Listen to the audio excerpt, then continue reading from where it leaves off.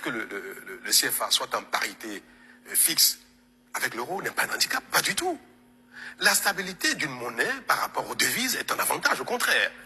Tout à fait. Alors, ce qu'il faut voir, est-ce que cette parité, le niveau de la parité est à votre avantage?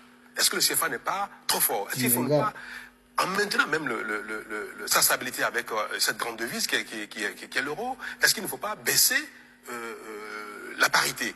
C'est un débat qu'il faut faire. Mais quand on regarde aujourd'hui les conséquences d'une dévaluation éventuelle du franc CFA, ça ne s'apportera rien du tout.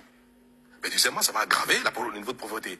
Parce que nos économies, les pays de l'UMOA, ce qui concerne la zone ouest, les pays de l'UMOA, n'ont pas encore un niveau de production suffisant pour capter systématiquement les effets d'une dévaluation, d'un ajustement monétaire. Ça, c'est un président qui gère son pays qui le dit. Et on le sait tous, la preuve en est que même ceux qui ont leur propre monnaie, en fait, ne dévaluent pas les monnaies matin, midi et soir. Parce que nous avons une économie qui est basée sur la vente des matières premières.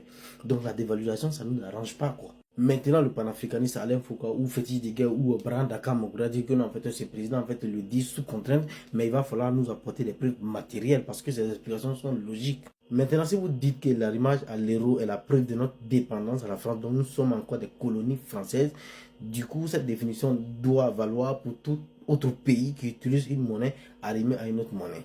Si vous dites aussi que le fait que nous utilisons une monnaie commune veut dire que nous ne sommes pas indépendants, cette définition doit aussi valoir pour tout autre pays qui utilise une monnaie commune comme les pays européens. L'arrimage à l'euro, c'est quelque chose qui est voulu et soutenu par nos ministres de l'économie parce qu'ils en savent mieux que Fétis Deguet ou Alain Foucault. Et ce n'est pas parce que les panafricanistes ont un problème personnel avec la France, parce que voilà pourquoi ils définissent en fait toute relation entre un pays africain et la France comme étant une relation de subordination que nous allons vous suivre dans vos caprices. Si vous avez un problème avec la France, allez-y résoudre. Les Africains font ce qu'ils veulent sur leur territoire parce que c'est eux qui utilisent leur monnaie.